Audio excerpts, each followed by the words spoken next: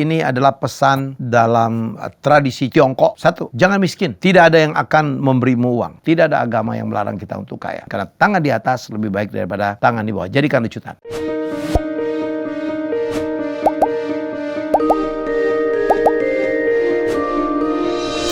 Ada 4 pesan ya dari kebudayaan tradisi Tiongkok atau China yang bisa menjadi patokan ya. Walaupun kadang-kadang ini kayaknya kejam banget, tapi itulah yang terjadi.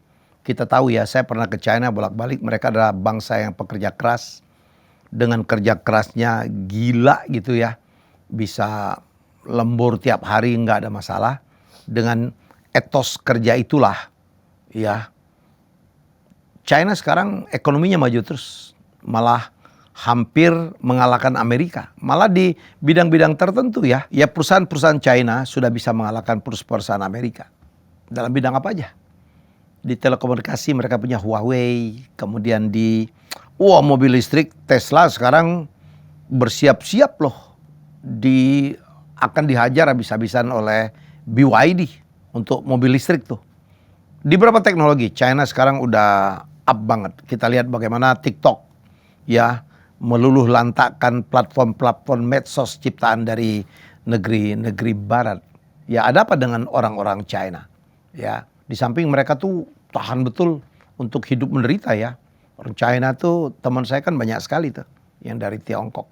Kadang-kadang mereka yang belum punya duit tuh makannya bubur. Ya mereka tahan banting tuh, nggak pernah mengeluh. Nah digabung juga dengan fenomena para perantau ya. Makanya orang-orang China di sini kita pernah bahas kemarin sukses secara ekonomi. Nggak percaya lihat aja di top 10 orang terkaya Indonesia yang non China barangkali cuma 2 orang ya. Ada Pak Hairul Tanjung, ada satu lagi yang orang keturunan India itu. Dan ini adalah pesan dalam tradisi Tiongkok yang bisa saya angkat dan semoga ini menjadi bahan renungan untuk kita ya. Satu, pesannya mereka ya, jangan miskin. Tidak ada yang akan memberimu uang. Jangan miskin.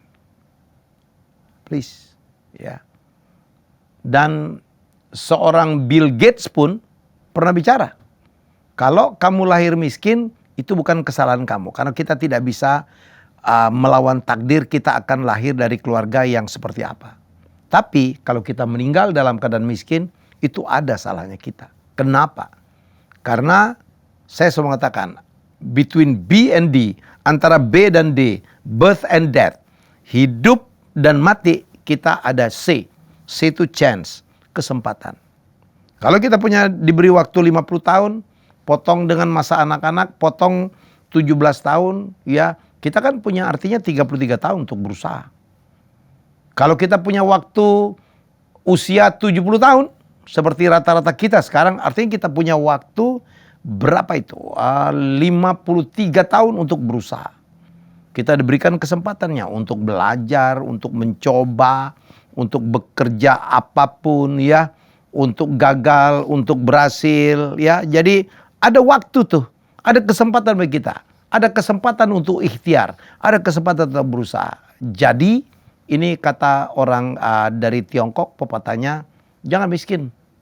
Ya, Anwar Fuadi malah punya bicara yang lebih lucu lagi tuh senior saya. Dia bilang, Mi, kalau kau tua jangan miskin, harus punya uang. Kenapa? Kalau miskin cucu aja nggak mau datang. Bercanda sih. Dipikir-pikir ya. Ini kalau datang ke opa itu katanya diajak anak kita ke opa yuk, males.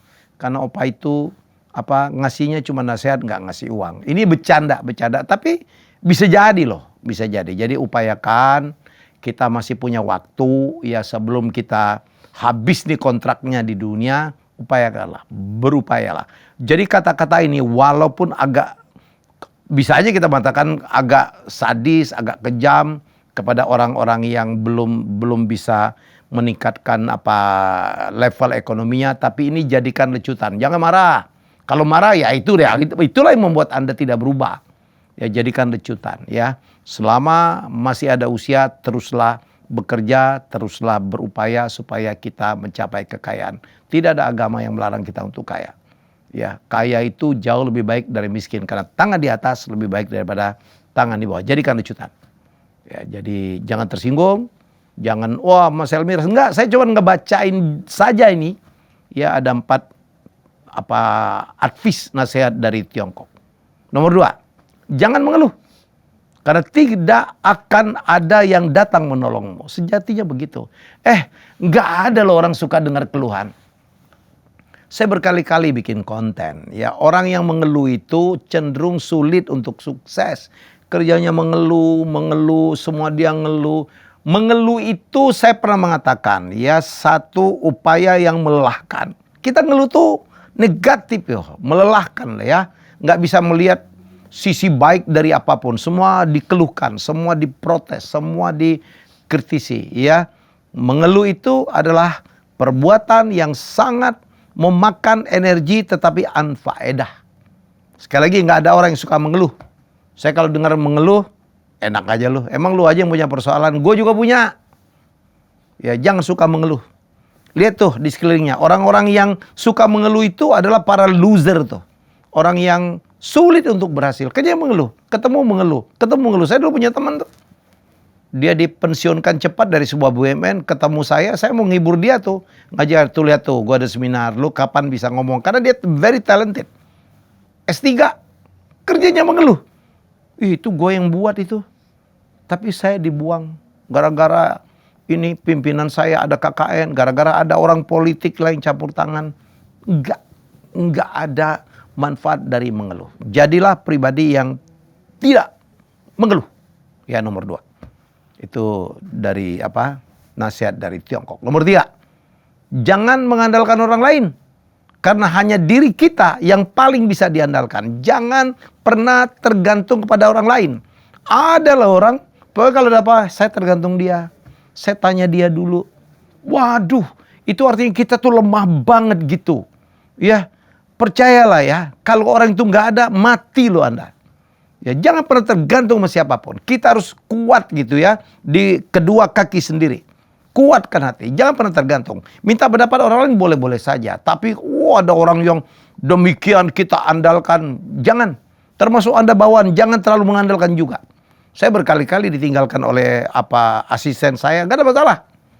Ya, sedih sih, habis ya udahlah. Ya terserah, dan saya berapa kali juga ya ada yang pamit dulu pembantu saya dorong, ayo supaya kamu lebih maju. Ya jangan sama saya terus. Setelah dia belajar dari saya, jangan saya tidak akan pernah menghalangi. Jadi kita tuh tidak boleh menggantungkan diri kepada orang lain. Dimana kalau orang itu bermasalah atau dia sudah tidak ada atau kalau dia meninggalkan kita menjadi lumpuh, mengeluh lagi, aduh gitu. No. Itu nomor 3. Nomor 4. Jangan mencari simpati atas kekalahanmu. Karena tidak ada orang yang sebenarnya ingin kita menang. Hidup ini tuh berkompetisi loh. Omong kosong tuh, apalagi sejajar gitu. Ada satu yang muncul, ini pasti ada irinya, cemburunya, kepengen kenapa dia harus lebih muncul dari saya sih. Ya jadi kalau kalah jangan juga ini loh, aduh saya ini mengeluh lagi ujungnya ya. Kita kalah gitu, jangan mencari simpati lah. Tolong dong saya, tolong dong mengerti saya ini nggak kalah sebenarnya. Karena sejatinya nih ya, kalau ditanya dari hati gitu, nggak ada orang yang mau kita menang. Ya, jadi gitulah. Jadi jangan juga terlalu euforia dengan kemenangan. Karena orang tuh sejatinya itu kepengennya semuanya kan bagi rata tuh.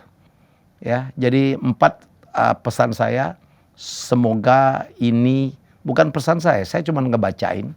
Saya dapat beberapa tulisan tentang kenapa orang-orang dari Tiongkok kita ngaku ya sebagai negara sekarang lebih sukses dari kita. Tiongkok 20 tahun, 30 tahun yang lalu, waduh, jauh. Sekarang mereka mengejar. Kenapa? Karena etos kerja, karena sikap mentality yang luar biasa. 1, jangan miskin karena tidak ada yang akan memberimu uang. Nggak ada. Jangan terlalu tergantung terus.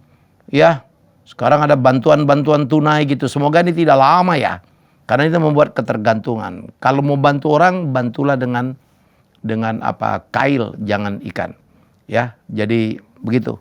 Dan semoga kail itu akan membuat kita keluar dari jerat kemiskinan. Indonesia sekarang masih berusaha keras untuk terus mengurangi angka kemiskinan. Nomor 2, jangan mengeluh. Karena tidak akan ada orang yang datang menolongmu. Sebel orang dengan orang yang ngeluh. Nomor 3, jangan mengandalkan orang lain. Hanya dirimu sendiri yang paling bisa diandalkan. Jangan tergantung pada orang lain. Begitu orang lain itu pergi atau hilang, meninggalkanmu dan kamu limbung atau tumbang. Nomor 4, jangan mencari simpati atas kekalahanmu. Karena sejatinya tidak ada orang yang ingin menang. Ingin kita menang. Ya, karena secara rata-rata orang itu kepengen kebersamaan. Ya, sama-sama aja. Terima kasih sudah menonton Helmi Bicara.